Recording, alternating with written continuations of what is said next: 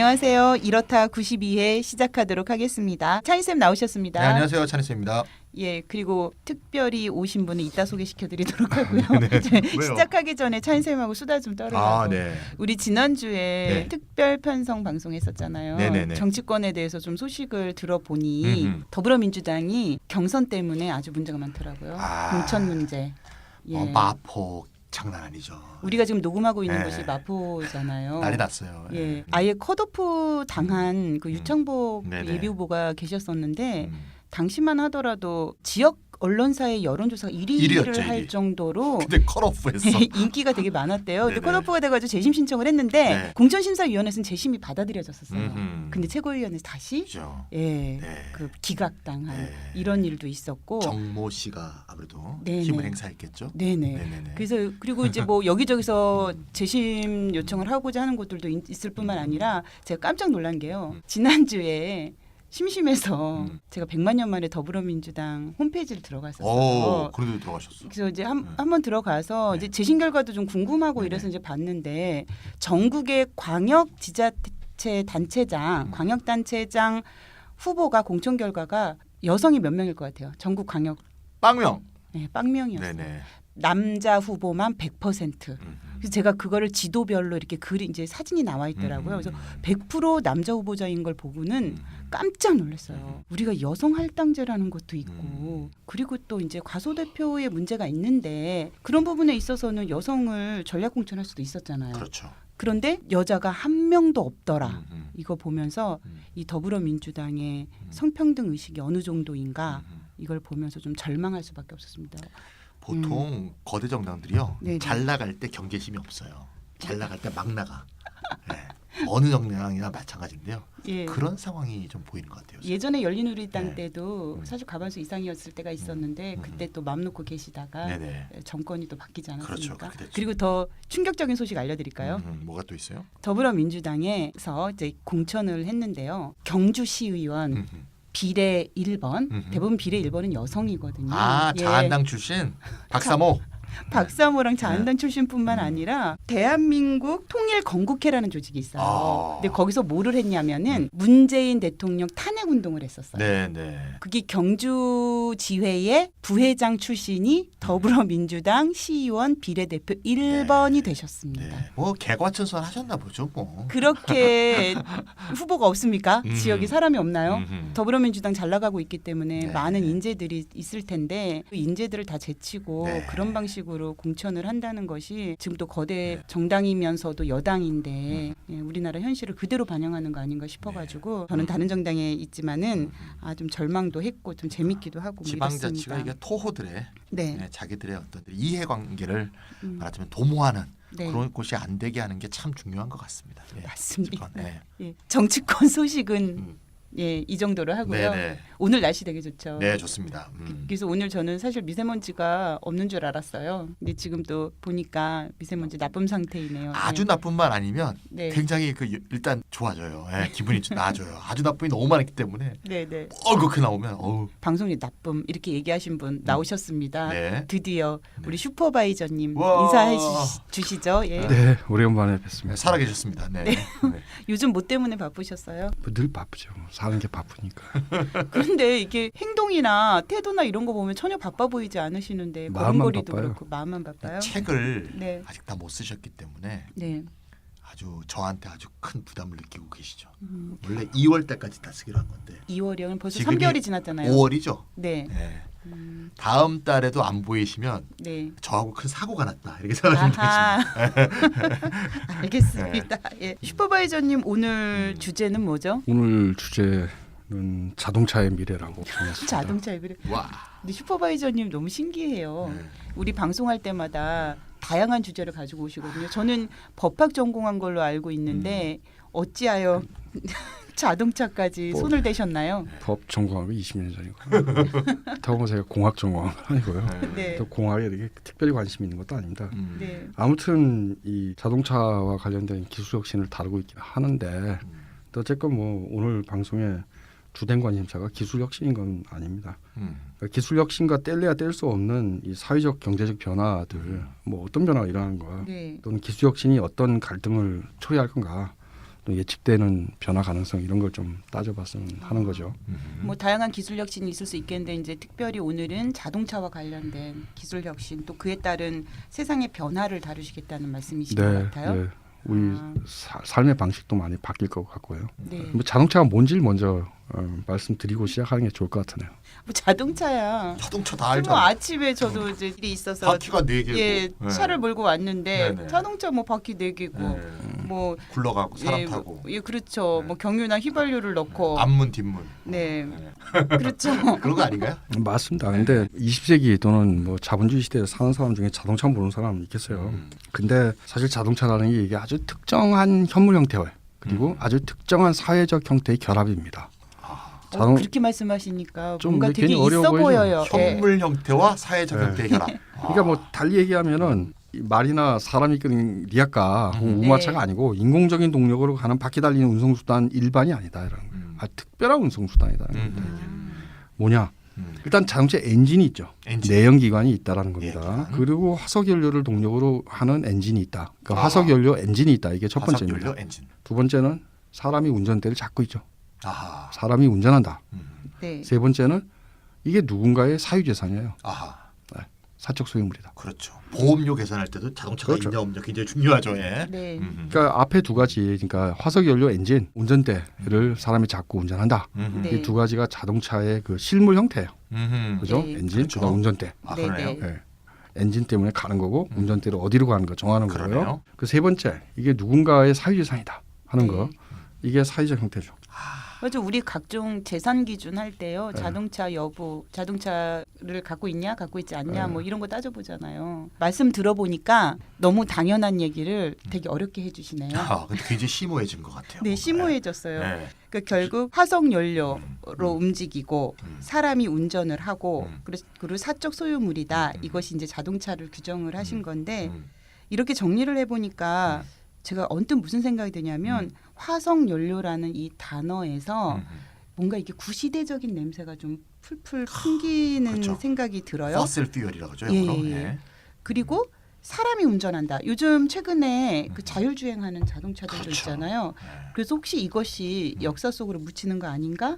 뭐 이런 느낌적 느낌이 맞습니다. 있는데, 예, 그러니까 한번 따져볼까요? 네, 일단 전기차 지금 기술이 상용화 바로 직전에 있고 사실 많이 팔리고도 있죠. 그렇죠. 전기차 엔진이 없어요. 맞습니다. 네. 그러면 이제 엔진이 없으니까 내연기관 없어지니까 첫 번째 특징이 없어지는 거죠. 그렇죠. 두 번째 자율주행, 사람이 운전하지 않죠. 네. 세 번째 카쉐어링, 뭐 어. 굉장히 많이 발전할 수 있는 네네. 여러 가지.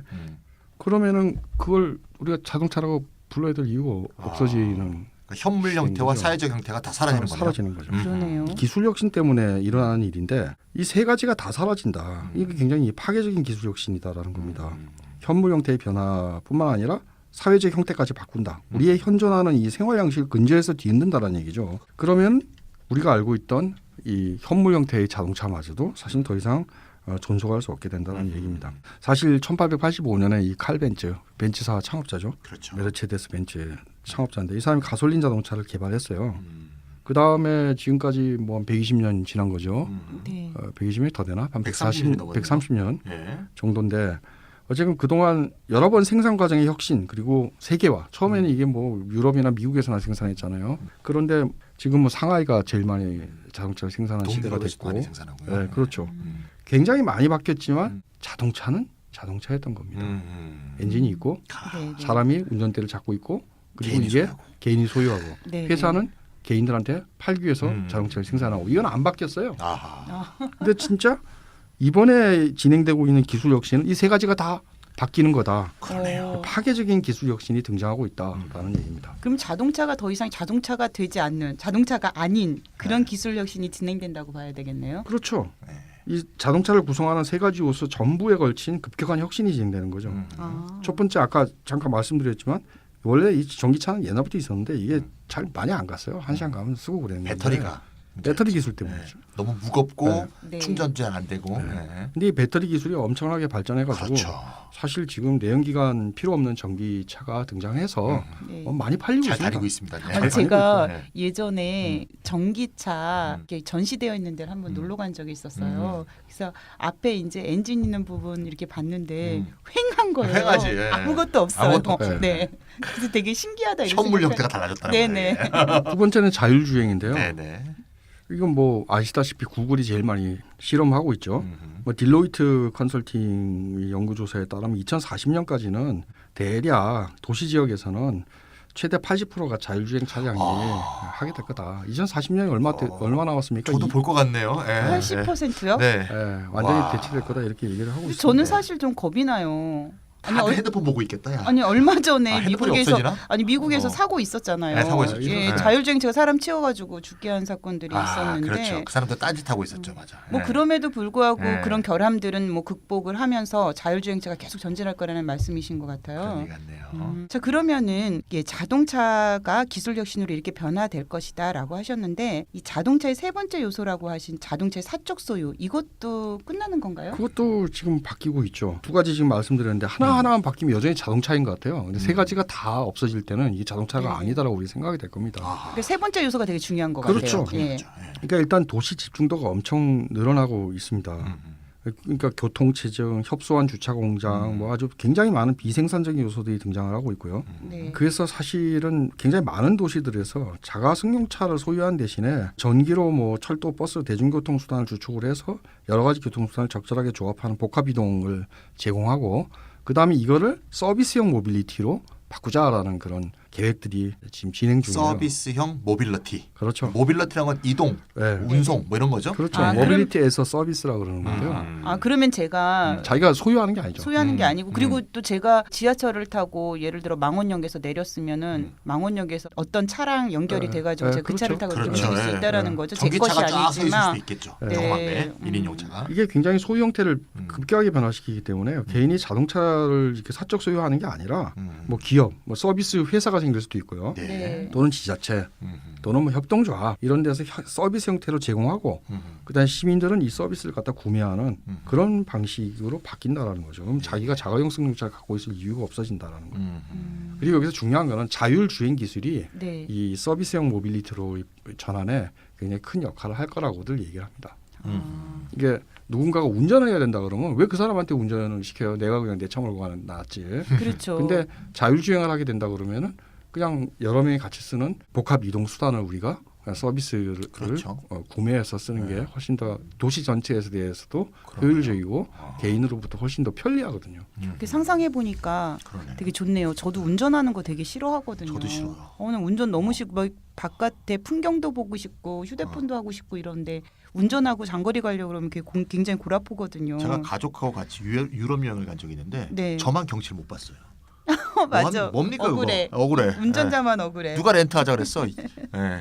근데 지금 말씀 들어보니까 음. 이 세 가지 요소 중에서요. 왜 화석연료 얘기 있었잖아요. 네네. 사람 운전을 뭐 하고 안 하고는 떠나서 음. 이 화석연료가 없어진다 이렇게 생각을 하면 뭔가 이 지구에 있던 생태적인 문제랑 연관이 있다라는 네네. 생각이 들어요. 네, 사적 소유물도 아마 관계가 있을 것 같습니다. 네, 왜냐하면 그렇죠. 공공 모빌리티가 되면 결국 네네. 그 지구 도시에 네네. 과밀한 도시에서의 어떤 생태 문제하고도 연결이 돼 있으니까 자동차 수도 좀 많이 줄일 네. 수 있을 것 같고요. 아주 밀접한 네. 연관이 있다고 보는데요. 네네. 이 세 개의 차원에서 이제 변화의 배경에는 결국 자동차를 대량 생산하고 이 대량 소비하는 것으로 진행되어 왔던 20세기 자본주의의 이 생태적인 한계 네. 그게 그대로 나타나는 게 바로 지구 온난화고 그죠? 이런 문제겠죠. 이런 게 바로 가로놓여 있습니다. 2016년에 나온 그 유엔의 헤비타트 보고서를 보니까 네. 2030년에는 세계 인구의 70%가 도시에 거주하게 될 거라 그래요. 그러니까 음. 도시가 과대 집중하고 있는 상황이 되는 거고 이미 세계 도시들의 GDP의 80%를 도시가 생산하고 있거든요. 아, 근데 이 헤비타트 같은 경우에는 음. 주거빈곤층 운동을 하는 그 기구인데 네.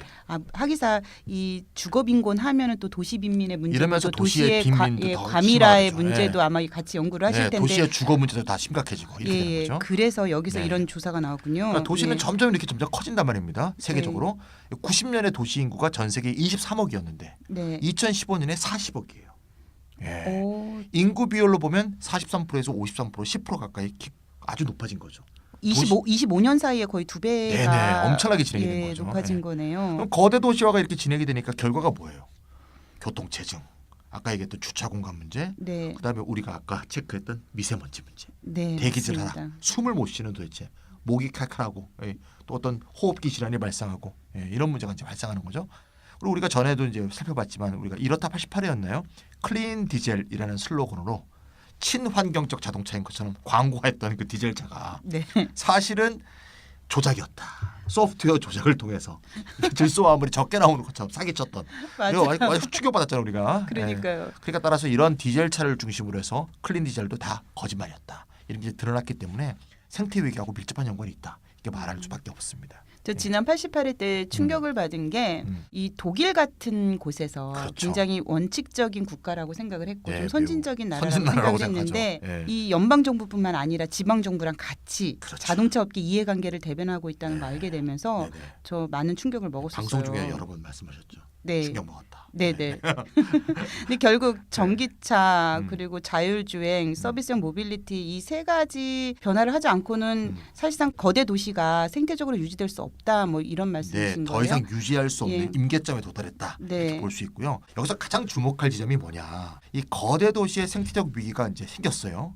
이래서 이제 지금 세 가지 측면에서 변화가 생기잖아요. 네. 이 변화가 일어나는 가장 큰 동인 주역이 유감스럽게도 생태주의 운동이 아니라 생태주의 운동을 계속 해오긴 했죠. 네. 이게 이 세 개의 변화를 직접 이끌고 간 게 아니라 네. 사실은 디지털 자본주의가 어. 이 변화의 주역이 되고 있다는 점. 이 점이 가장 주목할 지점이라고 볼 수 있는데요. 아, 이게 자본주의 사회라 그런가요? 그렇죠. 실제로 자율주행이란 건 디지털 자본주의의 중심에 있는 구글의 핵심적인 미래 사업 영역 아니겠습니까? 네. 열심히 연구하고 있죠. 여러 가지 실험도 하고 있고 우버도 자율주행에 기반을 둔 서비스형 모빌리티로 비즈니스 모델을 바꾸려고 네. 지금 한참 계획 중에 있고요. 우리가 보통 전통적으로 미국의 자동차 업계를 빅3라고 하지 않습니까? 그중에 하나는 우리나라에도 들어가 있죠. GM. GM 들어가 계속 지금 있죠. 시끄럽죠. 네. 포드, 네. 크라이슬러, 이건 뭐 피아트에 최근에 인수됐지만 하여튼 이 3대 업체를 얘기하는데 이게 지금 디지털 자본주의 주도화에서 자율주행 기술이 이제 적용이 되면서 서비스형 모빌리티로 전환하게 되면 자동차 빅3가 빅4로 바뀌는데 네. 그 빅4가 누구냐? 나 어딘지 알 것 같아. 어딜까요? 예. 테슬라. 테슬라 있죠. 제가 테슬라 매장에 갔었거든요. 예. 일론 머스크 테슬라. 네. 또 구글, 애플, 그리고 좀 전에 네. 얘기했던 우버. 이게 자동차 4대 업체가 될 것이라는 전망이 나오니까 네, 네. 이 디지털 자본주의가 이 변화의 주역이 되고 있다는 현실을 잘 보여주는, 응별해주는 그런 어떤 그러니까요. 사태가 아닐 수 없습니다. 그러니까 이전에는 음. 자동차 회사가 자동차 업계를 지배를 하잖아요. 그렇죠. 근데 이제 세상이 변하면서 네. 디지털 자본주의 선도주자들이 자동차 업계를 지배하게 그렇죠, 된다 그렇죠. 이런 예, 얘기라고 맞습니다. 볼 수 예, 예, 있겠네요. 예. 그러면 전통적으로 자동차를 만들어 원래 왔던 빅3 같은 애들. 업계들은 네. 어떻게 해야 되죠? 이런 변화를 최대한 좀 저지하고 싶지 않을까요? 이런 변화가 싫겠죠. 그래서 네. 전기차로의 전환을 매우 더디게 이루어지길 네, 원할 것이고 그럴 것 같아요. 사실 저번에 대통령 선거에서도 그래서 자동차 업계들이 그래서 트럼프를 많이 찍었죠. 디지털 자본주의하고 더 친한 힐러리보다는 이쪽이 좀 더 변화가 더딜 것이다. 네. 화석연료 자본주의 진영들이 그쪽을 많이 뽑았죠. 그리고 아예 자율주행하고 서비스형 모빌리티는 아예 등장하지 않았으면 하고 생각하겠죠. 아무래도. 전기차는 가능한 늦추고. 네. 근데 중요한 건 자본뿐만 이렇게 생각하는 게 아니라 노조도 그렇게 생각합니다. 아, 특히 자동차 업계가 속해 있는 금속 노조. 네, 네. 최근에 독일 금속 노조가 나온 이제 전략 문서를 보면 전기차로의 전환은 어쩔 수 없다는 거 우리도 안다. 네. 필연성을 인정하면서도 일자리를 위협하는 급격한 전환은 바라지 않는다. 아무래도 노동자들이다 그렇죠. 보니까 네. 이해관계가 얽혀 있어서 네. 그러지 않을까요? 그렇죠. 전기차로 네. 전환하는 것만으로도 일자리가 크게 감소하는 게 뻔하니까요. 네. 그래서 전통적 굴뚝 산업에 속하면 노동자건 자본가건 이해관계가 일치해서 이런 디지털 자본주의의 변화 양상을 좀 거부하거나 늦추려는 그런 양상으로 나타나고 있습니다. 아, 그렇군요. 그 워딩을 정확하게 보면요. 독일 금속노조의 그 전략 문서에 그러니까 환경정책적, 산업적, 고용정책적 목표의 균형 이렇게 이 목표입니다. 아, 그러니까 단순히 뭐 고용만 얘기하는 건 아니고 환경정책, 산업정책 다 얘기를 하는데 네. 이걸 잘 조율된 조절이 필요하다고 주장을 해요. 잘 조율됐다고요? 그 어떻게 조율해야 되느냐? 잘 이게, 조율. 이게 중요하죠. 네. 목표들 간의 갈등이 일어날 수 있다고 보는 거예요. 근데 갈등은 피고용자의 이해로부터 사태의 종합적이고 적합한 해결을 추구해야 된다 이렇게 얘기해요. 그러니까 이렇게 복잡하게 얘기했는데 독일어 번역이라서 약간 좀 네. 귀에 안 들어온다. 그러니까 이게 뭐죠? 이게 복잡하게 얘기했는데 네. 뭐 쉽게 얘기해서 거기 일하고 있는 사람이 이해관계를 최우선으로 생각해라는 거예요. 피고용자가 노동자니까. 아니 그러면은 뭐 네. 환경보다 이게 이게 그렇죠. 고용이 더 문제다. 일자리가 더 중요하다. 그렇죠. 더 먼저 네. 일자리를 먼저 네. 보장해야 된다. 중요하다 이런 이 얘기예요. 독일어로 이걸 클라텍스트라 그러는데 명확한 텍스트로 바꿔놓으면 아. 일자리가 중요하다 이 얘기입니다. 아. 결국 환경보다 고용이 우선이라는 네. 건데 네. 이게 이제 전략 문서야. 이제 이게 좀 정책 문서니까 그런데요. 사실 인터뷰라는 건 거의 육두문자가 나오는 거잖아요. 아. 금속노조 위원장 호프만의 네. 인터뷰를 보면요. 네. 2030년까지 디젤차에서 벗어나자는 프로젝트가 있었는데 계속 여기에 하고 대해서 있죠. 뭐라고 했냐면 하락길이 할복 전략이다. 그건. 할복? 우리 보고 죽으란 얘기냐 이렇게 아. 얘기한 겁니다. 근데 할길이랑 독일에도 할복이 있어요? 할복이랑 일본 말 그냥 일본 쓰는 말을 거죠. 쓴 거죠? 하락길이. 하락길이. 어머. 예. 너무 재밌다. 할복이다. 아. 그러니까 사실 이제 이게 쉬운 문제는 아닌 게요. 현재 상태에서 엔진 생산 고용 비중이 되게 높아요. 예. 자동차 회사가 엔진 생산하는데 굉장히 많은 사람들이 들어가 있습니다. 88만이 지금 독일에서 자동차 산업에 고용이 돼 있는데요. 네네. 그중에 엔진 제조 부분에 고용된 사람이 32만 우와. 명입니다. 굉장히 높죠 비중이. 예. 그러네요. 그리고 그중 대략 20만이 디젤 엔진 생산에 우와, 고용돼 있어요. 이러면 클린 디젤. 아. 그럼 이제 엄청나다. 보세요. 전기차로 바꾸면 엔진이 엄차입니다. 그러면 네. 32만 명은 자리가 없어지는 겁니다. 그러네요. 20만 명은 제일 먼저 없어지고요. 없어지고요. 그죠? 예. 물론 뭐 딴 데서 고용이 생길 수도 있어요. 배터리 제조하는 데서 생길 수도 있고. 그러니까 쉽게 얘기하면은 LG나 삼성의 고용은 늘어날 수 있을지 모르지만 현대자동차의 고용은 팍 줄은 거죠. 그렇죠. 그럼 노조가 찬성하겠습니까? 조선업 같은 그런 상황이 그렇겠죠. 되겠네요. 예, 네. 조선업처럼 또 예, 갑자기 대량 해고 사태가 벌어질 수도 있는 그러니까 것이고. 노조가 반대하는 거죠. 네. 그렇지만 뭐 어떤 경로를 거치든지 아까 말씀드린 세 가지 차원의 변화, 엔진 없어지고 그 운전대 없어지고요. 네. 그리고 뭐 누군가의 소유물이 아니라 뭐 시가 가지고 있든지 아니면 기업이 뭐 서비스식으로 제공한다든지 이런 식으로 뭐 바뀔 거다. 바뀌죠. 예, 지구가 그런 견딜 건데 수 없는데 안 바뀔 수가 결국 뭐 없습니다. 예. 플랫폼 교통 인프라 예. 시대로 바뀔 거다라는 거예요. 굉장히 중요한 문제야. 그리고 여기까지는 누구나 다 얘기하는데 정말 남겨진 문제가 뭐냐? 이 플랫폼 교통 인프라가 누구의 수중에 쥐어지는 거예요. 플랫폼 기업이 다 싹 갖고 구글이나 네. 또는 뭐 우버가 싹 가지고서는 안 되죠. 시민들한테 서비스를 팔 건가? 안 되죠, 안 되죠. 이것을 우리가 시장 서비스라 그러죠. 아. 아니면 네네. 공공 서비스, 공공 인프라가 네. 될 건가? 음. 또는 그 사이 어떤 대안으로 플랫폼 협동조합 형태가 될 건가? 아하. 이거 여러 좀 가지- 고민이다. 여러 가지 형태가 그렇죠. 있을 수 있죠. 문제가 예. 지금 대두되고 아니 있습니다. 시장 서비스로 되면 또 돈 없는 사람들은 또 그거 이용도 못 하고 또 걸어 다녀야 되잖아요. 그럴 수 있죠. 네. 예. 아, 별로 그러니까 뭐- SF 영화 보면 좋은 그 이상한 자동차 같은 건 진짜 무슨 예. 경찰이나 이런 사람 타고 다니고 사람들이 네네네. 걸어 다니고 그러잖아요. 그러니까요. 네. 아 그러면 안 되죠. 네, 그러니까 결국은 이제 시민들이나 도시정부가 시정부가 이 전환 과정에 어떤 방식으로 개입하고 어떻게 효과적으로 개입하는가에 따라서 네. 이 문제의 답은 완전히 달라질 거다. 열려 있는 문제고 그러나 우리가 어떤 결과에 도달할 것인가 문제에 있어서는 시민 참여가 굉장히 중요하다라고 저는 생각합니다. 네네. 여기서 제일 중요한 거는 자율주행하려고 하면 빅데이터가 필요하고요. 그렇죠. 그럼 이 빅데이터의 소유권이 누가 소유하느냐 빅데이터를. 그다음에 서비스형 모빌리티를 형성했으면 이 운영 주체는 누구냐? 공공이냐? 기업이냐?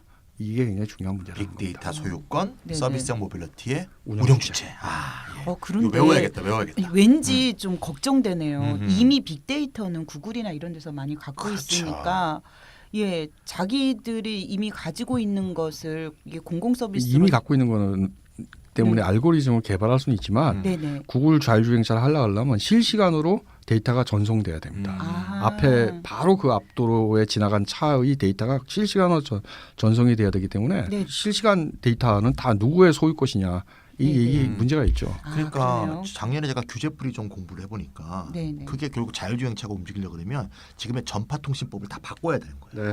그리고 다 예외 조항을 둬서 걔네들이 다 수집할 수 있도록 지나가면서 정보들을 이런 식으로 다 열어주고 있더라고요. 그러니까 지금의 어떤 법의 변화와 네네네. 국가의 정책이 그런 기업들의 활로를 다 열어주는 방향으로 움직이고 있는 거죠. 어. 심각하게 생각을 해야 됩니다. 그럼 미래를 대비해서 저 그런 토론들도 이루어져야 될 네네. 것 같은데요. 이게 중요합니다. 예. 제가 인터넷 보니까 음. 이 다양한 전기차가 지금 각축을 네, 벌이고 전기차 있다는 한두 가지가 기사가 아니죠. 예. 있더라고요. 네. 우리가 흔히 이제 저도 알고 있는 전기차 네. EV EV 있죠. 네. 그 외에도 플러그인 하이브리드 카도 있더라고요. 이름 어려워요. 예. 네. 하이브리드는 뭐 네. 많이 들어보시긴 네. 하셨을 텐데. 플러그인은 또 뭐야? 예. 네, 그러니까요. 예. 그러니까 최근에 수소 전기차가 유명한 차종으로 또 네, 떠오르고 네. 있다는 기사도 봤고요. 그렇죠. 그렇다면은 자동차 시대는 이제 저물고 플랫폼 교통 인프라 시대가 온다는 말이 정말 몇 년 사이에 성큼 다가온 것 같은 느낌이 들어요. 그렇죠. 그리고 또 플랫폼 교통을 과연 누가 컨트롤할 것인가의 문제도 정말 중요하다는 생각이 들고요. 이제 궁금점이 좀 많기는 한데 이제 하나하나 살펴보도록 하죠. 네네. 우선 첫 번째 변화 요소인 전기차 발전에 대해서 네네. 살펴보도록 할 텐데요. 찬희쌤, 전 세계적으로 전기차 보급이 지금 아주 네. 눈부시게 많이 눈부시게 이루어지고 이루어지고 있죠. 있습니다. 예. 예. 아주 뭐 성장세가 아주 놀랍습니다. 2005년에 전 세계적으로 전기차가 1,270대 정도 있었답니다. 예. 얼마 없었네요. 예, 판게 뻔한 2005년에는. 다 잡히니까요. 네. 2016년 10년밖에 안 돼서 200만 대의 누적을 돌파했습니다. 오, 엄청나다. 야, 이건 뭐 어마어마합니다. 예. 한국도 예외가 아니고요. 예. 최근에 한국의 자동차 업계도 코나, 뭐 레이, 니로 등 EV, 일렉트릭 비클이죠. 네, 전기 전기차. 자동차의 개발에 나서고 있는데 네. 국토교통부에 따르면 한국의 전기차 보급도 플러그인 포함해서 누적 기준으로 2010년에 66대였는데 네. 2014년에 2,775대, 그다음에 2016년에는 10,000대를 돌파했답니다. 오. 매년 2배 이상씩 성장하고 있는 거죠. 뭐 내연기관차 생산은 지금 중국이 1위 아니겠습니까? 우리가 미세먼지를 볼 때 미세먼지 원인의 한 절반 정도가 외부 원인이고 네네. 반 정도가 우리가 내부 요인이라고 우리 보통 얘기를 하잖아요. 중국의 어떤 내연기관이 굉장히 많아졌다는 걸 우리가 알 수가 있는데 당연히 전기차 생산에 힘을 쏟고 있습니다. 그래서 2016년까지 누적 대수를 64만 대를 생산했어요. 그래서 오. 예, 전기차 생산에 1위로 중국이. 중국은 이제 뭐 중국도 1위가 많다. 뭐 하면 다 1위야 이제. 네네. 예. 하지만 이와 같은 생산량 증대가 있음에도 불구하고 네. 전 세계 자동차가 정말 많잖아요. 네네. 그러니까 전 세계 보유 자동차 수에 비해서 전기차는 아직은 1.1%에 불과하다. 그러니까 아직은 초창기다. 부럭부럭 그렇구나. 성장할 것이니까 아까 네네. 전기차가 막 각축한다는 이유가 이게 지금 큰 시장인 거죠. 블루오션인 거지. 기업 입장에서는. 그렇구나. 예. 네네. 근데 제가 이거 궁금해서 네. 여쭤보고 싶은데요. 네. 제가 뭐 전기차 정도는 좀 알 것 같은데 네네. 이 차이를 잘 모르겠어요. 뭐 플러그인은 뭐고 그리고 수소 전기차 아, 그 이거 EV와의 또 차이점이 뭔지. 네, 이게 무슨 뭐 사회적 형태, 현물 형태 이런 뭐 무시무시한 멋있는 얘기는 네. 아니지만 전기차 얘기를 하니까 워낙 멋있는 얘기는 네. 슈퍼바이저님 네. 몫이고요. 찬희생님 저는 이제 저차원적인 얘기를 하겠습니다. 예. 형이 하학적인 얘기로. 네. 그래서 자동차 이거 좀 알면 우리가 좀 더 관심을 갖고 이제 우리가 요새 이제 정부나 지자체가 또 지원금도 주거든요. 네. 많이 또 살 수도 있고 그러니까 일단 도요타 프리우스라고 아주 유명한 차가 있죠. 이게 이제 하이브리드 자동차인데 하이브리드하고 플러그인 하이브리드는 또 다른 거예요. 일단 아, 그래요? 하이브리드부터 얘기를 하는 게 쉬울 것 같아서 네. 하이브리드는 보통 HEV라고 하는데 일종의 전기 자동차 일종인데요. 사실은 아니에요. 왜 아닌가 하면 한국에서도 이제 하이브리드가 많이 나오고 있어요. 근데 이게 뭔가 하면 내연기관이 있고 네. 가솔린 같은 네. 배터리 모터가 같이 있고 내연기관과 모터 두 개가 같이 작동하는 거예요. 그래서 연료 효율을 크게 높인 건데 네. 힘이 필요할 때 뭐 가속을 한다든가 오르막길을 간다든가 그럴 때 내연기관이 돌아가요. 네. 근데 힘이 안 들 때 뭐 내려간다든가 서 있다거나 일단 모터가 돌아가면서 화석연료 사용을 안 하는 거예요. 그러니까 컴퓨터가 제어하면서 네. 내연기관과 네, 모터를 서로 돌려주는 거죠. 어. 근데 엄밀하게 보면 전기차가 아니에요. 엄밀하게 보면 전기차가 아니고 내연기관이 기본적으로 하는데 네. 내연기관이 안 돌아가도 될 때는 네, 모터가 대신 약간 해주는 거죠. 어. 그래서 연비를 높인 네네. 환경오염을 줄인 내연기관이지 엄밀한 의미의 전기차는 아니다. 그러니까 이건 충전을 안 해요. 충전을 안 해요? 네, 충전을 안 해요. 그럼 그러니까 달리면 충전돼요? 네, 달리면서 이 내연기관이 기본적으로 돌아가니까 내연기관의 힘이 이 어. 배터리로 전해서 배터리를 계속 충전을 하는 거죠. 어. 네, 그래서 평소에 배터리를 충전했던 거를 네. 힘이 안 들 때 배터리에 충전된 배터리를 전기를 사용하는 거죠. 그러니까 어. 충전은 전혀 없으니까 네. 뭐 충전소에 들릴 필요도 없죠. 아. 그래서 연비는 굉장히 높은데 엄밀한 의미에서 전기차는 아니다. 이렇게 볼 수 있고요. 운전자 입장에서는 편리하죠. 편리하고 네. 효율적이네요. 네, 편리하죠. 네. 예. 그래서 하이브리드라는 말은 그래서 내연기관과 전기차의 하이브리드, 잡종이다, 네, 혼종이다 이런 뜻이고요. 요거 근데 이제 발전한 게 아까 나왔던 플러그인 하이브리드예요. 요 영어로 PHEV라고 하는데 아까의 단어에서 P가 하나 더 들어갔죠. 플러그인. 네.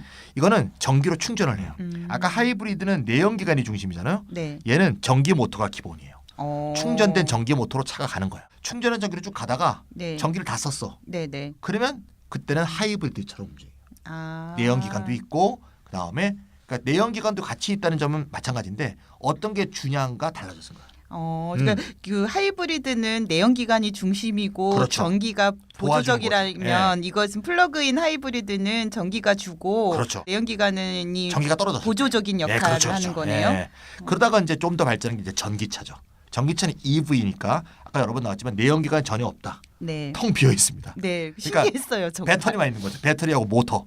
그래서 충전을 한 배터리가 모터를 돌려갖고 자동차가 가는 건데 이제 몇 년 전부터 양산되기 시작했죠. 몇 년 안 됐어요. 근데 아직 소비자들은 의구심이 많습니다. 배터리가 몇 년이나 갈지. 네. 그렇죠. 5년 지나면 배터리를 갈 때 배터리가 얼마 할지.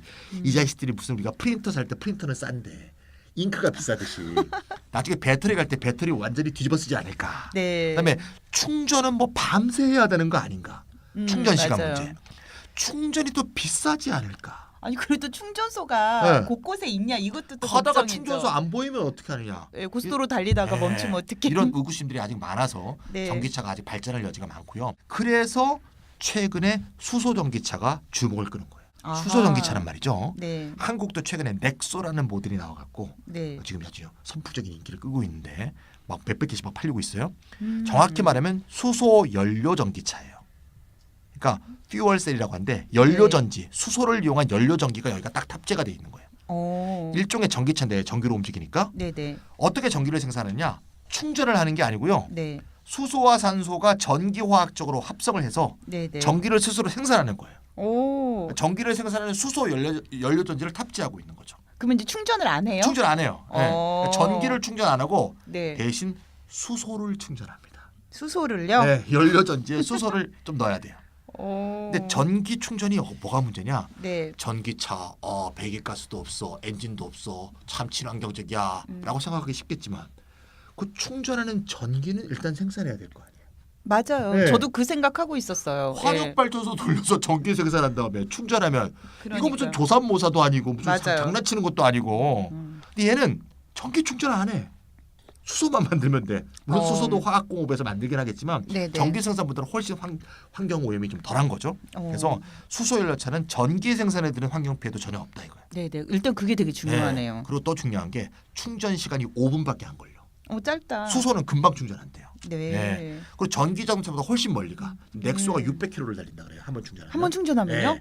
그러니까 오, 어마어마한 좋다. 거죠. 예. 아니 근데 그러니까 그 수소 충전소는 어디 가까운 데 있어요? 전국에 4개밖에 없어요. 예. 어떻게 이게 이제 문제인 거죠. 그 충전하러 네. 한 몇십 킬로 달려가지고 거기서 또 하나 충전하고 해야 문제는 되나? 수소 가격이 전기 충전보다 더 비싸. 아 그래요? 네. 그리고 가격도 전기차보다 더 비싸. 오. 그래서 요게 이제 발전하려면 네네. 정부나 지자체가 지원금을 좀 많이 줘야 되지 않을까 이런 네네. 생각이 들고요. 이런 지금 말했던 플러그인 하이브리드, 수소연료 전기차, 또 전기차 이렇게 막 각축을 막 벌이고 있는 거죠 지금. 재밌죠? 예, 재밌어요. 네네네. 이게 내가 이제 차를 사면 어떤 걸 사야 되나 좀 머리가 좀 복잡해지기도 하고요. 네네. 근데 특히 수소 연료 전기차 얘기를 들어보니까 굉장히 혁신적인 방식인 신기하죠. 것 예. 같아요. 그러니까 전기 충전 안 해도 되잖아. 그리고 충전만 할 수 있는 곳이 곳곳에 있다면 네네. 그리고 비용만 좀 저렴하다면 음. 참 혁신적이다 이런 생각이 들거든요. 네, 서울은 양재 딱 하나 있어요. 그러니까 수소 충전하려면 양재까지 가요. 양재요? 네, 양재. 예. 네. 근데 전기차 같은 경우에는 예를 들어서 그냥 다 전기차가 되면은 네네. 전기 생산도 좀 만만치가 않을 거 아니에요. 네네. 아까 찬희쌤 말씀하셨듯이 그 조삼모사 형식이 될 것 같고 음. 전기차 충전에 필요한 전기 생산이 환경에 더 나쁠까요? 아니면은 가솔린이나 디젤 엔진이 내뿜는 환경 피해가 더 클까요? 야. 이것도 좀 비교해봐야 되지 계산을 않을까요? 해봐야 될 것 같은데. 예, 네. 저는 뭐 후자가 더 나쁠 것 같긴 하지만 네, 굉장히 많이 연구 조사를 하셨네요. 네네. 김찬현 선생님. 제가 전기차에 관심이 많아갖고요. 네. 그 어쨌든 근데 수소 연료 전기차도 문제가 있고요. 그 네. 수소 추출 과정에 생태 파괴적이라는 문제가 있습니다. 그래요? 그래서 이게 대량으로 사용될 때 어떻게 될지 일단 가격을 다운할 그렇죠. 때 가격을 다운하려면 더 파괴적으로 추출해야 되고 이런 문제가 있습니다. 그 다음에 수소연료 전지차의 경우에는요. 네. 어쨌건 간에 이게 지금 현재 우리가 알고 있는 자동차라는 게 유지가 됩니다. 계속. 그런데 전기차의 경우에는 우리가 알고 있는 자동차라는 게 유지 안 될 가능성이 있고 이런 굉장히 큰 차이가 있습니다. 아, 개인 소유 문제요? 네. 그 다음에 생태적인 관점에서 이건 정말 따져봐야 될 게 전기차가 친환경적이다라고만 말할 수 있느냐 이걸 좀 따져봐야 되는 문제입니다. 네. 왜냐 아까 지금 두 분이 잘 말씀하신 것처럼 뭐 전기를 어떻게 생산하느냐의 문제도 굉장히 중요하거든요. 그렇죠. 예를 들어 뭐 이 에너지 믹스 자연재생 에너지가 몇 프로고 뭐 화석 연료가 몇 프로고 뭐 핵 발전이 몇 프로고 뭐 이런 에너지 믹스에 따라서 이것도 완전히 달라지는 문제라고 저는 생각이 듭니다. 그래서 아무튼 전체적인 환경 영향 평가를 하려면은 자원 채굴부터 자동차 운행까지 웰 투 휠 이 흐름 전체에서 얼만큼 온실가스 배출량이 나오는가를 계산해서 네. 그리고 거기다가 전기차 생산할 때 배터리 제조할 때 배출되는 온실가스도 다 더해가지고 이걸 비교해 봐야 된다. 이게 간단한 게 아니네요. 배터리 제조 과정도 들어가야 돼. 그러니까 뭐 자원 채굴, 네. 뭐 네. 배터리 제조 과정 야. 이런 것도 다 하나하나 따져봐야 된다는 게. 배기가스로 보면요. 네. 미세먼지 만들어내는 문제 가지고 보면은 전기차는 안 만들어내죠. 깨끗하죠. 대신에 내연기관차는 미세먼지 만들어내죠. 그렇죠. 네네. 그렇지만 이건 도시에서 생기는 문제고 전지구적으로 어떠냐 이걸 생각하려면 이걸 다 따져야 된다. 그렇죠. 이게 최근 연구가 있는데요. 최근에 이게 2017년에 벨기에에 있는 어느 대학에서 연구를 한 건데 유럽에서 화석연료 발전에 가장 많이 의존하는 나라가 폴란드예요. 아, 그 경우에도 전기차는 내연기관차보다 온실가스를 25%덜 배출한다. 아, 라는 거고요. 자연 재생에너지 비중이 가장 높은 나라는 스웨덴인데 네. 이 나라의 이 에너지 믹스에서 전기차로 바꿨을 때 어떤가를 보면은 내연기관차보다 온실가스를 85% 적게 배출한다. 이건 단순히 뭐 이 미세먼지 만들어내냐 안 만들어내냐 이런 문제가 아니라 네. 전체적인 온실가스 효과를 정도? 계산한 겁니다. 아. 영국이 재생에너지 비중이 유럽 평균인데요.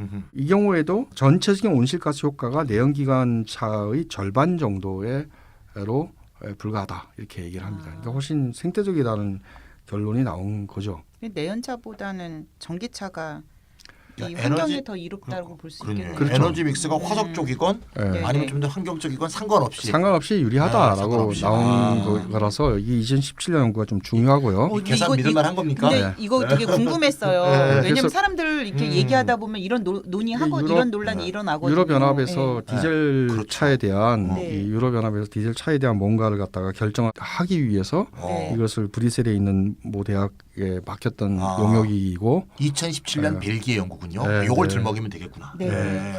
전기차를 전기를 쓸 때 많이 쓰더라도 네, 폴란드의 경우에도 전기차가 더 유리하다. 네. 뭐 네. 25% 정도지만 그래도 약간은 그럼요. 25%큰 거죠. 약간은 크게 영향을 네. 끼친다는 거죠. 네. 물론 에너지 믹스를 완전히 바꿔가지고 뭐 석탄, 스웨덴식으로.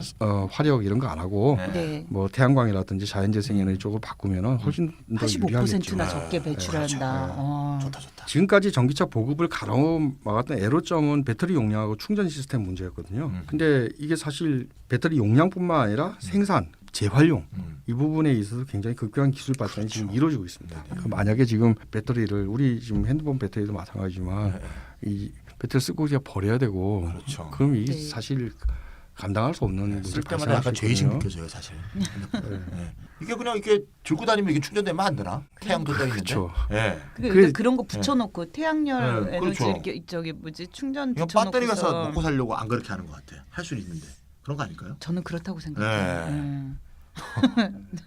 네, 좀 잠시 딴 데로 샜습니다. 말씀하세요. 아무튼 충전 시스템 문제도 마찬가지인데요. 네. 어쨌건 이 테슬라가 선보인 태양광 패널이 보편화된다 그러면은 아. 집에서 자가 충전할 수 있는 거거든요. 아, 이게 핸드폰처럼. 네, 핸드폰 네, 자가 네. 충전하잖아요. 꼭 그렇게 충전소를 세워야 되는지 네. 수소 연료 전지차 같으면은 충전소 세워야 되거든요. 네. 네. 그러니까 물론 뭐 있는 산업시설을 활용한다는 측면이 있을 수 있습니다. 뭐 네. 정유사라든지 이런 게 다 충전소로 바뀌고 석유 수출하는 걸로 바뀌고 있는 정유소도 문을 닫을 이유는 없겠죠. 어쨌건 그렇게 많이 정유소가 있어야 되는지 충전소가 있어야 되는지 이런 문제들도 있기 때문에 만약에 태양광 패널이 보편화된다 그러면 집에서 그 충전하는 건데 에너지 시스템도 분산적인 발전 충전 시스템으로 바뀌고 전기차가 여기 보급된다 그러면은 뭐 이 문제도 함께 해결이 되는 거 아닌가라는 생각이 좀 듭니다. 테슬라가 핸드폰을 만들면 이게 태양 열기가 붙어 있을 것 같은 느낌이 드네요.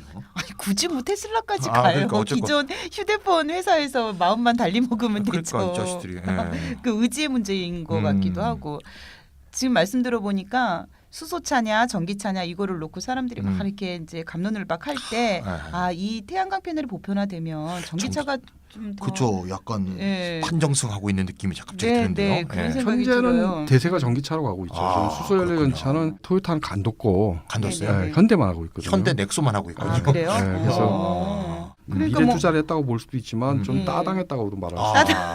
아, 참. 기술적으로 따라가면 완전 몰락인데 그냥. 그러니까요. 그러면 슈퍼바이저님 말씀대로라면 전기 자동차 시대로의 전환이 대세라고 봐야 되겠죠? 그렇죠. 그렇죠. 아까 그 독일 금속 노조 얘기를 제가 잠깐 했었잖아요. 네. 근데 뭐 이건 말고도 전기차로 바뀌는데 굉장히 사회적 저항이 만만치 않게 있습니다. 화석연료 발전자분, 핵발전자분들이 옛날에 에너지 전환할 때 말로 다 찬성했어요. 반대한 적 없습니다. 근데 전력 수급이 지금 문제가 되니까 좀 천천히 하자고 늘 얘기했어요. 그 비슷한 얘기를 한다. 자동차 산업이 그렇고 자동차 노조도 그런 지원 전략을 택할 수밖에 없을 거다라는 거죠. 대표적인 문제가 사례를 하나 좀 네. 제가 들어볼게요. 도이체 포스트라고 이 DHL 택배 운송하는 네. 회사가 있어요. 큰 공기업이죠. 공기업이라고 말할 공사는 아니고 공기업입니다. 도이체 포스트 주식회사 형태로 돼 있지만 도이체 포스트가 4만 7천 대 자동차를 택배 운송에 이제 투입하고 있어요. 근데 이게 전부 거의가 대다수가 디젤 차입니다. 근데 이 디젤 스캔들이 일어났잖아요. 그렇죠. 그러고서는 2017년 도이체 포스트가 이제 온실가스 가스 제로 선언을 했어요. 네. 야심찬 선언이죠. 네.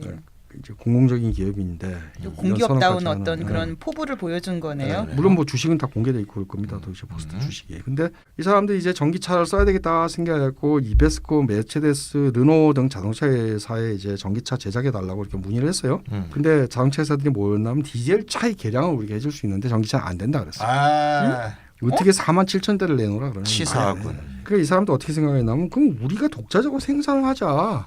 치사하다. 우리가 직접 한다. 아. 그리고 도이체 포스트가 2013년에 스타트업 기업을 하나 스트리트 스쿠터라는 스타트업 기업을 하나 인수한 게 있었거든요. 조그만 회사인데. 스트리트 스쿠터 네. 만들던 회사인가 보죠. 네, 네. 그렇죠. 네. 2017년에 여기서 이게 자기네 회사죠. 자기네가 인수한 4천 대의 전기차를 독자 생산해서 택배 운송에 투입했습니다. 네. 2018년에 2만 대를 제작해서 투입할 예정이라 그래요. 매년 이렇게 생산량을 자기네가 늘려가겠다. 아하. 이제 지네만 쓰는 게 아니라 아하. 네. 이게 팔겠다까지 나서고 있습니다. 어. 그래서 아주 웃기는 현상이 벌어졌습니다. 독일이 뭐 전 세계적으로도 아주 굉장히 큰 자동차 회사들이 몇 개가 있습니까? 그렇죠. 폭스바겐 있죠, 네. BMW 있죠, 예. 벤츠 있죠, 메르체데스 네, 네. 벤츠. 네. 그 세 개나 있는데 네, 네. 독일에서 가장 많이 전기차를 생산하는 기업은 이 스트리트 스쿠터. 아, 스트리트 웃긴- 스쿠터 만들었던 웃기는 회사가 일이죠. 재밌다. 독일 기업이 자동차 산업이 어떻게 전기차에 대해서 생각하고 있는가를 네네. 보여줄 수 있는 일이기도 하고요.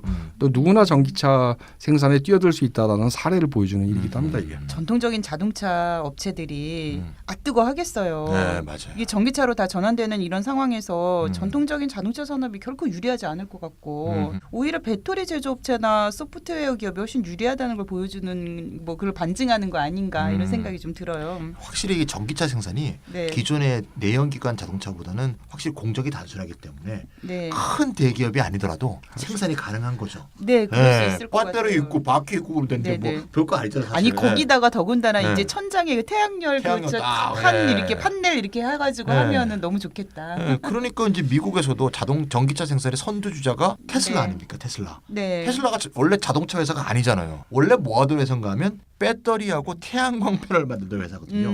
태양광 패널을 지가 만드니까 자동차 위에 딱 달아갖고 가면 네. 그러니까 테슬라가 아까 내가 핸드폰 만들면서 패널을 딱 박지 않을까 자기 거니까 오. 이런 생각을 제가 얘기한 거고 네, 그럴 수도 있겠어요. 예, 테슬라가 만든 유명한 전기차가 이제 모델 S라고 하는데요. 네. 이게 뭔가 난 포드의 모델 T 이걸 좀 패러디한 게 아닌가 싶은데 모델 S인데 네. 이 2018년부터 2016년 내가 9년 동안의 통계를 보니까요. 닛산에서 나온 닛산 리프라는 게 있어요. 전기차. 이거 다음으로 전 세계에서 가장 많이 팔린 전 세계적으로 볼 때는 그런 전기차니까 테슬라가 미국에서는 선두주자입니다. 예. 근데 테슬라가 선두주자일 수밖에 없는 게 네. 워낙 배터리를 만드는 회사였다 그렇죠. 그랬잖아요. 그럼 네. 본인 자기네 회사가 네, 만든 그렇죠. 배터리를 장착을 하죠. 네. 그리고 또 태양광 패널을 만든다고 하니까 자기들이 만든 태양광 패널을 위에 붙이죠. 그렇죠. 그리고 팔고 달리면 되잖아요. 그렇죠, 그렇죠. 그러니까 전기차 생산에 있어서는 다른 기업에 비해서 우위에 네. 설 수밖에 없을 것 같아요. 뭐 사실 뭐 최근에 테슬라가 사실 뭐 논란이 많이 되고 있죠. 작년에 좀 손실이 많이 발생해서 네. 돈이 과연 있느냐, 자금이 바닥난 거 아니냐. 어. 최근에도 인터뷰에 나와갖고 바닥난 거 아니냐 기자가 질문했어요. 네. 근데 일론 머스크가 뭐라 했냐면 다음 질문에 답을 안 했어요. 그래갖고 뭐 난리가 났어요. 아, 그래요? 근데 어쨌건 간에 이 테슬라 모델이 보여주는 것이 참 큰 의미가 있는데요. 네. 이 친환경 모델이잖아요. 이게 전기차가. 그렇죠. 이 친환경 모델이 자본주의와 사이좋게 잘 갈 수 있다. 아. 예, 자본주의와 충돌하지 않는다. 네, 네. 쉽게 말해서 녹색 자본주의의 가능성을 태양광 발전, 배터리 기술, 전기차를 결합시킨 테슬라 모델이 그걸 보여주는 거죠. 참 새로워요. 그러니까 녹색과 자본주의가 과연 어울릴 거냐. 공존할 수 있다는 걸 잘 보여주는 거죠. 그러니까 이 테슬라가 그 음. 공존의 모습, 그 공존의 가능성들을 보여주는 것 같아요. 그렇습니다. 비유하신 게 이제 태양광 패널을 갖다가 그 차에다 붙인다고 했는데 그럴 필요는 없고요. 이 테슬라가 그렇게 이게 지네가 이제 보여준 영상을 보면 네. 집 벽에다 붙어 있습니다. 아, 거기서 자기 해서 집에서. 집에서 충전한다. 테슬라의 또 중요한 이 기술 혁신 중에 하나가 배터리거든요. 아, 그러니까 사실 지금까지 전기차가 상용화되기 어려웠던 거는 배터리 금방 떨어진다는 건데 네. 테슬라의 배터리 기술이 지금까지의 전기차 배터리보다 2배 이상 가는 어허. 뭐 3배 이상 가는 이렇게 계속 혁신을 하고 있어요. 네. 그래서 굳이 뭐 달고 할 필요 없고 자기 집에 가갖고 밤에 찬쌤이랑 꽂았다가 저랑은 정말 상상력이 어쩜 이렇게 저급할까요? 달고 있는 게 뭐 있을 것 같지 예, 그 왠지 막 차마다 다 하나씩 뭐 있을 것 같아. 패널 하나씩 달고 다닌다고 생각했었는데. 죄송합니다. 그러니까 역시 자동차 모델이 익숙해지셔서 그래요. 자동차라는 게 개인이 주행하는 거잖아요. 그러니까 네. 다 개별적으로 달고 있어야 된다고 이제 생각하시는 것 같고요. 분명히 녹색 자본주의 가능성을 잘 보여주고 있는 것 같기도 하고 돈은 어디서 버냐 사람들이 소득은 어디서 생기고 그 기본소득 하자 이렇게 주장도 하고 그러는 그렇죠. 거고. 일론 머스크. 최근에 뭐 위기에 빠졌죠. 근데 위기에 빠진 이유도 보면 굉장히 간단합니다. 그 지나치게 많이 자동화했다. 이게 경영진단에서 나온 건데 왜냐하면 일정하게 자동화를 하면은 임금 비용을 줄일 수 있으니까 좋은데 네. 완전히 한 명도 없이 만들려고 그러면은 마지막에는 사람이 하는 게 싼 게 있죠. 싸고 그걸 자동화하려고 하면 돈이 어마어마하게 많이 드는 모양이에요. 근데 일론 머스크는 일종의 자동화에 대해서 꼭 해야 되는 이 거의 원칙적으로 가치 있는 걸로 생각했기 때문에 한계 비용 계산을 안 했고. 안 했죠. 그래서 네. 이상주의자죠 사실. 네, 일론 머스크. 그렇게 됐다라는 게 이제 자동차 업계의 평가입니다. 음. 근데 제가 말씀드리고 싶은 거는 전기차는 비자본주의적인 가능성도 좀 내포하고 있다라는 거예요. 그래요. 그러니까 이게 생각해 보세요. 내연기관차에서 전기차를 이행하라고 나면은 생산 공정이 단순해지죠. 네. 그리고 생산은 훨씬 더 분산적인 형태가 될 수 있습니다. 그렇겠죠. 예. 그러면은 물론 자본주의적인 사적 기업들도 전기차 많이 생산하겠지만 보다 작은 규모의 지역형 생산 단위들도 등장할 수 있고 그런 것들 중에 일본은 비자본주의적인 형태, 협동조합이라든지 등등 이런 형태로 바뀔 수도 있다라고 저는 생각이 듭니다. 아니 이런 것도 생길 수 있을 것 같아요. Do it yourself 그룹 같은 거 생겨서 같이 그렇죠. 만들자. 뭐 이런 것도 생길 수 있을 것 같아요. 도시 네, 네, 네. 도시마다 네. 이렇게 생길 수 있을 거라고 그럴 생각이 것 같아요. 들고요. 네. 근데 어쨌건 자동차 혹은 운송 수단을 누가 공급하냐 보다 더 중요한 문제는요. 이건 지금 전기차를 누가 생산하는 문제냐의 문제만 지금 따있잖아요. 네, 네. 기업이 생산하느냐 아니면 뭐 어떤 협동조합이 생산할 거냐. 근데 어쨌건 이 가솔린 내연기관 차보다는 혹은 디젤 내연기관 차보다는 협동조합이 생산할 가능성이 더 높다라는 거고요. 근데 이거보다 훨씬 더 중요한 문제는 교통 시스템 전체의 소유와 운영입니다. 네, 우리 처음에 언급했었던 그렇죠. 문제죠. 네. 네. 그러니까 두 번째, 세 번째 문제 자율주행이라든지 서비스형 모빌리티의 발전 방향이 어떻게 될 건가 이게 중요하고 네. 운송수단을 누가 생산하는가는 사실은 하위 요소에 불과합니다. 우리가 너무 하위 요소에 계속 집중했군요. 저랑 찬희 선생님. 현물 형태에 관심이 많다 보니까. 네. 예.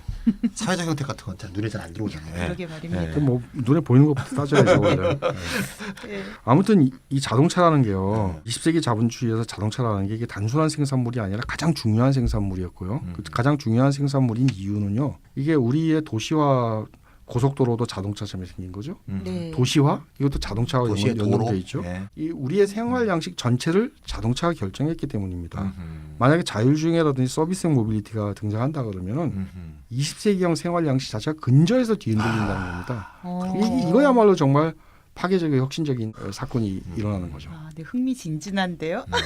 아, 지금까지 우리가 현물에 대한 그 자동차 운송 수단을 누가 제작하냐, 누가 만들 것이냐, 뭐 이런 얘기를 가지고 했었는데 사실 그것도 되게 재밌었거든요. 네네. 그런데 자율주행하고 서비스형 모빌리티 이야기를 하게 되면 더 재밌을 것 같아요. 우리 잠시 쉬었다가 2부에서 이어가도록 하겠습니다. 예.